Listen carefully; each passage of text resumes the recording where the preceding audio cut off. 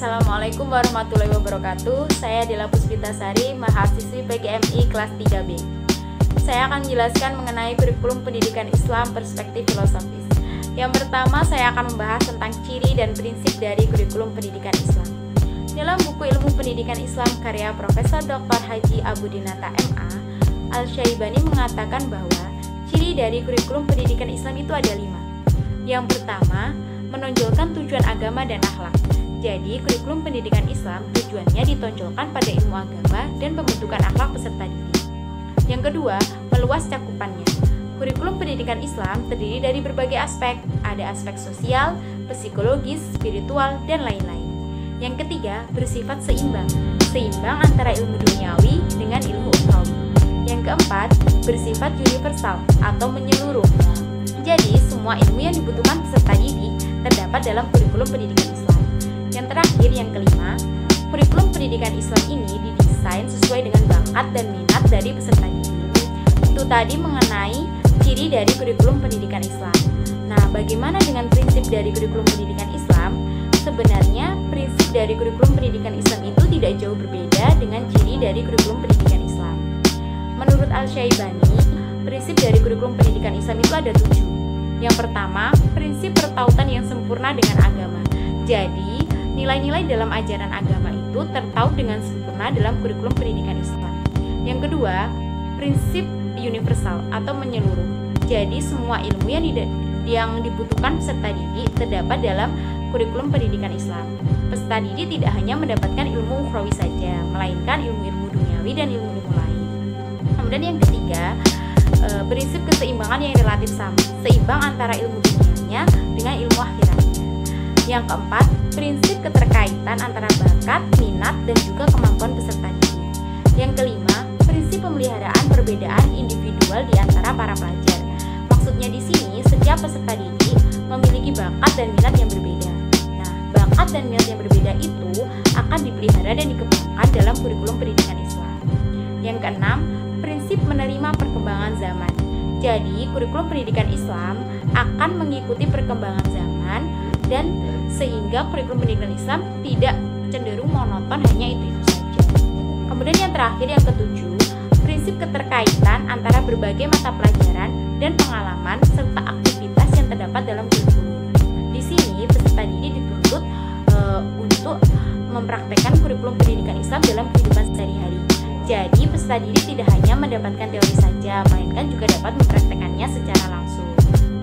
Itu tadi mengenai ciri dan prinsip dari kurikulum pendidikan Islam.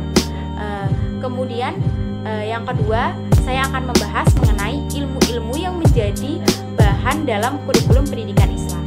Yang pertama, menurut Hasan Langgulu, kurikulum pendidikan Islam itu meliputi ilmu agama dan bahasa, ilmu alam atau kenaturalan, dan sebagian ilmu-ilmu lain yang menunjang ilmu-ilmu tadi. Kemudian ada satu ilmu yang dapat dijadikan dasar dalam pembuatan kurikulum pendidikan Islam, yaitu ilmu tauhid, ilmu mengisahkan Allah. Jadi dengan ilmu ini peserta didik diajarkan bagaimana cara mengenal Allah dan bagaimana cara mengisahkan Allah dengan baik. Kemudian yang kedua, menurut ilmu Khaldun, beliau menyatakan ilmu pengetahuan yang dapat dijadikan bahan untuk kurikulum pendidikan Islam itu ada 3, yaitu ilmu bahasa, ilmu nahli, dan juga ilmu ahli. Ilmu bahasa ini digunakan peserta didik untuk dapat berkomunikasi dengan baik dan benar. Yang kedua, ilmu nahli. Ilmu nahli adalah ilmu yang bersumber dari kitab suci Allah, yaitu Al-Quran. Yang ketiga, ilmu ahli. Ilmu ahli adalah ilmu yang menunjukkan bahwa manusia itu dapat berpikir. Nah, contoh dari ilmu ahli itu apa? Yaitu ilmu-ilmu yang berhubungan dengan duniawi, seperti ilmu kedokteran, ilmu alam, teknik, dan lain-lain. Kemudian yang ketiga, Imam Al-Ghazali mengatakan bahwa ada 2 ilmu pengetahuan yang menjadi bahan dalam kurikulum pendidikan Islam. Yang pertama, ilmu yang fardu atau wajib. Yang kedua, ilmu yang fardu kifayah. Yang pertama, ilmu yang fardu atau wajib. Ilmu yang wajib itu adalah ilmu yang wajib dipelajari oleh setiap muslim, yaitu ilmu yang bersumber dari Al-Quran. Yang kedua, ilmu yang bersifat fardu kifayah. Maksudnya fardu kifayah di sini adalah bila ada salah seorang yang sudah mempelajarinya, yang lain gugur kewajiban untuk mempelajarinya. Tetapi akankah lebih baik jika kita bisa mempelajarinya. Contohnya apa? Contohnya adalah ilmu-ilmu yang berkaitan dengan duniawi, hampir sama dengan ilmu akli tadi. Itu tadi mengenai ilmu-ilmu yang dapat dijadikan bahan dalam mendesain kurikulum pendidikan Islam. Kemudian yang ketiga, saya akan membahas tentang bagaimana sih cara mendesain kurikulum pendidikan Islam yang baik dan benar. Sebenarnya dalam mendesain kurikulum pendidikan Islam yang baik dan benar itu, kita tidak bisa jauh-jauh dari ciri dan prinsip dari kurikulum pendidikan Islam itu sendiri. Saya akan memaparkan beberapa syarat dalam mendesain kurikulum pendidikan Islam. Yang pertama, tidak boleh menyalahi fitrah manusia. Yang kedua, sesuai dengan tujuan pendidikan Islam, yaitu untuk membentuk manusia yang senantiasa beribadah dan bertakwa kepada Allah. Yang ketiga, sesuai dengan tingkat perkembangan usia peserta didik. Yang keempat, memberikan pengalaman empiris. Pengalaman ini dapat dari praktek-praktek langsung tadi. Kemudian yang kelima, bersifat integral, terorganisasi, dan tidak saling bertentangan antara materi yang satu dengan materi yang lainnya. Yang keenam, memiliki relevansi dengan masalah-masalah yang terjadi saat ini. 7. Metode yang digunakan mampu mengantarkan pada tercapainya materi pembelajaran. 8. Memiliki relevansi dengan tingkat perkembangan peserta didik. 9. Memperhatikan aspek-aspek sosial. 10. Memiliki pengaruh yang positif terhadap peserta didik. Jadi, kurikulum pendidikan Islam itu harus memberikan pengaruh yang positif pada peserta didiknya. 11. Sesuai dengan pembawaan fitrah manusia. Yang terakhir 12.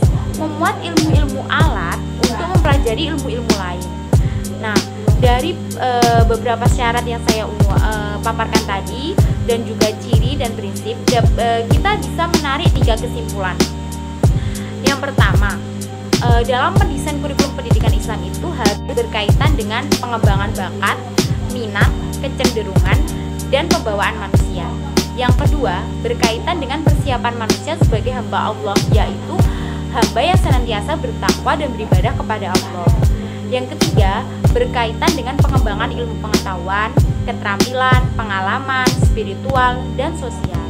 Nah, jika ketiga aspek tadi sudah terpenuhi, kita dapat mendesain kurikulum pendidikan Islam yang baik. Sebenarnya untuk lebih aman dalam mendesain kurikulum pendidikan Islam itu, kita dapat menjadikan Al-Quran sebagai sumber utamanya. Saya akan memberikan salah satu contoh.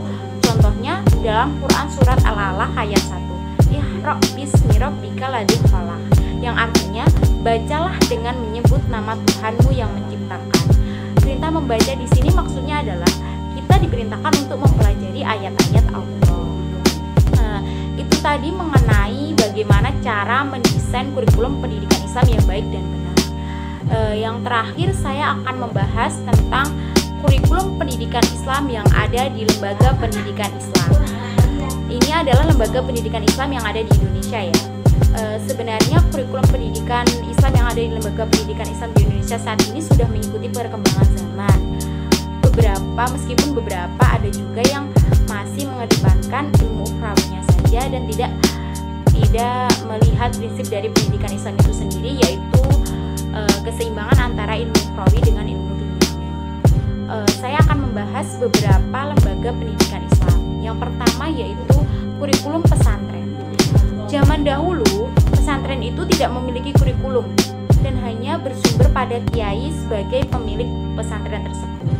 Namun seiring berjalannya waktu, akhirnya kurikulum pesantren itu dapat mengikuti perkembangan zaman. Namun pesantren itu tetap mempertahankan ciri klasiknya, yaitu tetap menggunakan kitab kuning sebagai pedoman kurikulumnya. Pesantren ini merupakan lembaga pendidikan Islam tertua di Indonesia. Jadi penerapan kurikulum yang pertama kali dilakukan, penerapan kurikulum pendidikan Islam yang pertama kali ada itu berada di pesantren. Yang kedua, kurikulum madrasah. Realitas kurikulum madrasah zaman dahulu itu lebih banyak dan beraneka ragam. Ada yang secara penuh mendalami ilmu agama, terus ada yang orientasinya kepada kepentingan dakwah, dan ada yang spesifik bertugas mencetak guru agama Islam dan lain sebagainya. Namun sekarang ini kurikulum madrasah itu banyak mendapatkan kritik karena kebanyakan kurikulum di madrasah itu diulang-ulang dari madrasah ibtidaiyah hingga hingga ke madrasah aliyah. Bahkan ada salah satu contoh siswa yang lulusan madrasah aliyah ingin melanjutkan ke perguruan tinggi negeri, merasa takut kalah bersaing dengan siswa dari sekolah umum. Kemudian siswa yang lulusan madrasah aliyah ingin melanjutkan ke perguruan tinggi agama, mereka takut jika mereka kurang memiliki bekal yang cukup. Nah, dari kurikulum pendidikan Islam di madrasah ini sebenarnya penerapannya itu saya rasa kurang ya, karena dilihat dari saat ini banyak sekali kritik dari masyarakat mengenai kurikulum dari madrasah. Kemudian yang ketiga, kurikulum sekolah Islam. Saat ini banyak sekali juga sekolah Islam, dan kurikulum dari sekolah Islam itu relatif sama dengan kurikulum madrasah, dan kita itu sulit membedakan antara mana sekolah Islam dan mana madrasah. Sebenarnya tidak jauh berbeda dari kurikulum madrasah itu sendiri, dan dahulu itu kesan madrasah itu lebih menguasai bidang keagamaan ya, kurikulumnya itu lebih banyak keagamannya. Tapi pada zaman sekarang ini sekolah Islam itu justru tidak kalah dari madrasah, bahkan sekolah Islam yang ada di perkotaan dengan sekolah madrasah yang di pedesaan, kurikulumnya lebih maju di sekolah Islam itu sendiri. Kemudian yang keempat, kurikulum perguruan tinggi Islam. Kurikulum perguruan tinggi Islam itu disesuaikan dengan prodi dan fakultas masing-masing dari perguruan tinggi Islam. Dan dalam kurikulum perguruan tinggi Islam itu kurikulumnya sudah meluas. Jadi tidak monoton seperti di madrasah yang kurikulumnya hanya dari madrasah ibtidaiyah diulang lagi dan diulang lagi. Sedangkan di kurikulum pendidikan Islam di perguruan tinggi itu cakupannya sudah meluas. Karena tergantung juga pada tingkat usia dari peserta didiknya itu sendiri. Dari beberapa lembaga pendidikan Islam di Indonesia sebenarnya masih banyak lagi lembaga-lembaga pendidikan Islam. Contohnya lagi TPA atau RA ya, itu merupakan lembaga pendidikan Islam yang ada juga di Indonesia. Namun untuk TPA itu kurikulum pendidikan Islamnya itu tidak ada kurikulum yang pasti.